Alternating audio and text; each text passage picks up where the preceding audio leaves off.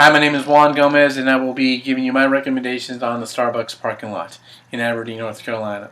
The parking lot of Starbucks and the drive-through access have been a problem for customers and for the stores sharing the same parking lot since 2006 when it first opened.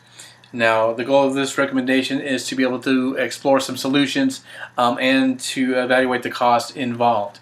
Now, recommendations in this report will include expanding the parking lot and be able to add another entrance to redirect traffic flow. Now, what are some of the problems that we see in this parking lot? Well, the first one is the drive-through. In the drive-through, we have a bottleneck coming out through the one and only entrance that we have into the Starbucks parking lot. When that happens, that causes people not be able to get into the parking lot and people not be able to get out of the parking lot. So that's one of the problems that we have. The second one is this: there's only one way in and one way out.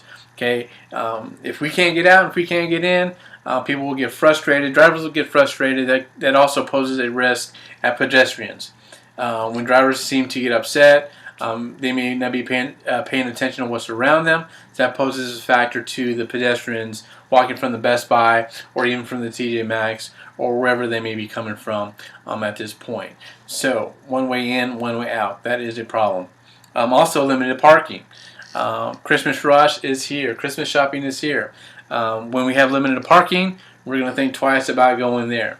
If we know that there's no good place to park, believe me, you're going to lose customers, and that's the last thing we want to be. That's the last thing that we want to do is lose customers because we have no parking in our parking lot. So those are the three problems that we have that we're looking at.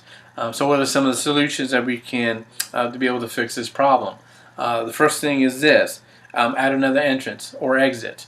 There's two possibilities where we can add a entrance. Is one right near the horizon. If we can add an entrance there, that'll give us keep us away from the bottleneck of the drive-through.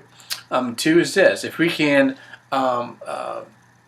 span the back end and able to move into the Staples parking lot and come in through the back entrance, that'll be again away from the main entrance, giving us. That way we'll stay away from the bottleneck. That way we can get in and out easily from that. Also, remove some of the landscaping. We got landscaping. We got some medians in there in the parking lot. If we're able to remove all of that, we're going to add anywhere from 20 to 30% more parking spaces. So that's one thing to think about. Are we willing to lose our landscaping? You know what? Maybe we can put it somewhere else, out of the way. But that in the middle of the parking lot. You know what? Because that's taking up space. Again, we can add anywhere from 20 to 30% more parking. That means 20 to 30% more people with that. What are some of the cost comparison? How much is it going to cost? How much is it going to cost us? We looked at three different contractors, three different companies for this. We called them, we asked them, they gave us an estimate, and they pretty much ran pretty much the same, anywhere from 10 to 20,000 to be able to do anywhere from just doing to be able to redirect the drive-through, to do all three, to add an also new entrance and a new parking, to add more parking spaces. So there was no really big difference. We could choose either one. So again, we're looking at anywhere from 10 to 20,000 to be able to expand the parking lot. So what is my conclusion? My conclusions of the recommendations above is this: this will increase the flow of traffic. So what does that mean? Increase the flow of traffic. If we add more parking spaces, we're going to add more customers. If we add more customers, we're going to add more sales, and that's what everybody wants to see. We want to see more sales, especially now that Christmas is coming up.